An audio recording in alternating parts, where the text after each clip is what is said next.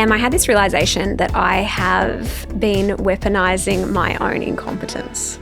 Do tell, Shell. You're like, do tell, but I know. I know, but I want you to be the one to say it out loud. You want me to confess? I do want you to confess. I mean, tell everybody what it's like I actually to be on the other side of communication with Shell.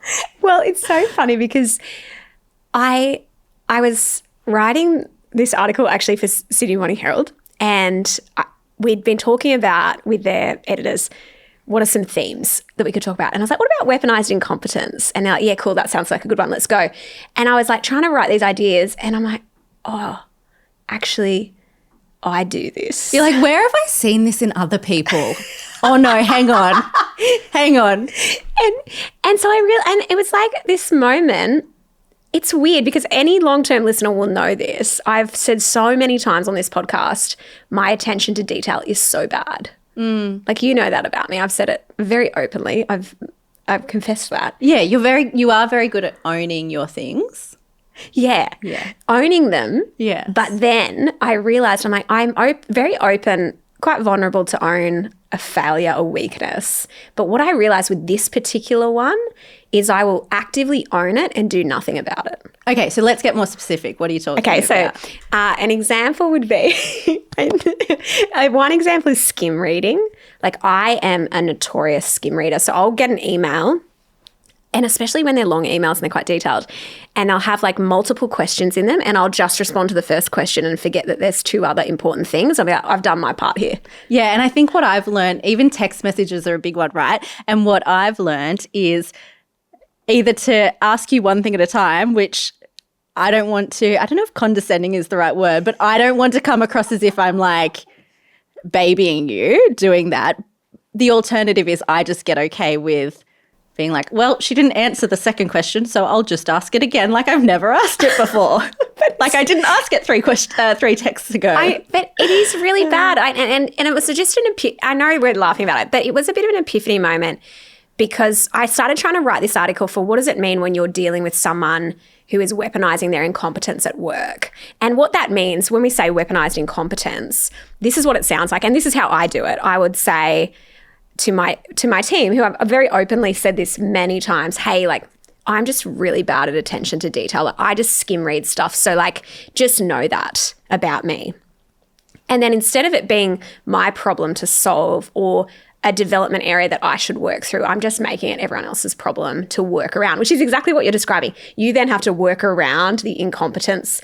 And it was just a weird moment of writing out this article, trying to think of other examples of people who do this at work going, oh, crap, like I notoriously do this. And it's in some ways maybe I've felt like it's been endearing, like, oh, it's endearing because I own the thing and I just like, but then I'm like, no, it's actually really annoying when people do this. Yeah, and I guess there are probably other examples that we can get into as we're going through this episode. Some people may recognise it more quickly with like the at-home stacking the dishwasher example, where in your, housemate or relationship or your partnership, it's the whole like don't be good at things you don't want to do. So that person, it's like, hey, can you stack the dishwasher? And they just do a terrible job at it. You then need to come in and redo the stacking so that it's more efficient, you can fit more things. And then after a little while, you're like, I just won't even bother asking my housemate to do that anymore, asking my partner to do that anymore, because I just end up redoing it for them. It ends up becoming my problem.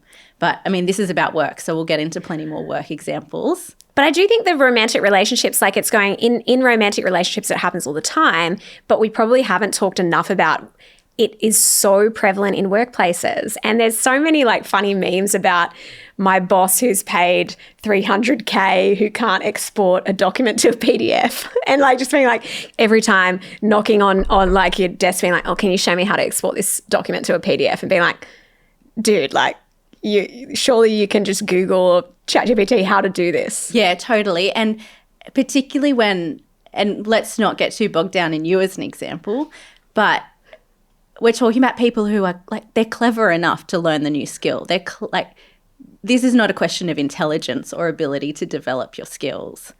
It's actually just, you're working around it. You're sort of making you, as in the person, is making their own life easier. And I think something that I reflected on in weaponized incompetence is that often it is those really subtle, easy, small things that can just fly under the radar in those 5 minutes, those 2-minute moments, but they build up over time and that becomes a problem. Well, that's right. It's compounding. It's often like, and I do think it's just sometimes is that one extra step.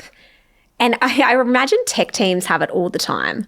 Like IT teams who are like, have someone come with their laptop and like, it's not working. Like, have you put a ticket in?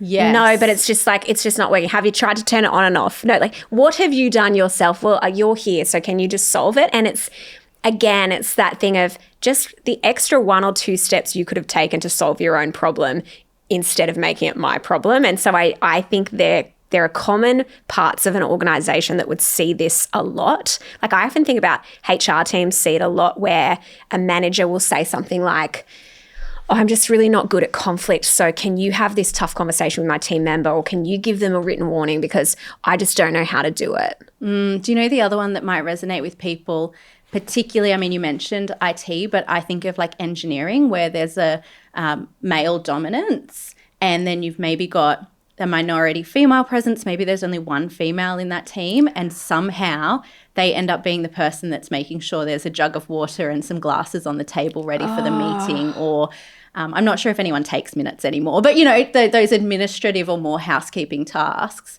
organising the birthday cake for the team member, for everyone to come together that month, like those sorts of more feminine, historically, responsibilities at home can start to creep into how weaponized incompetence shows up at work as well. And it's like really interesting because sometimes it might be framed as like, you're good at that, so can you sort it, versus actually we need to share the load here and it shouldn't always be one person's job to take the meeting minutes or one person's job to make sure the room gets tidied at the end of the meeting. Like, I think that is a really common example where some people end up having to pick up the slack because other people are like, well, I'm just not good at it. Yeah, absolutely. I think that whole I'm just not good at it is a real disguise that can hide weaponized incompetence at its finest.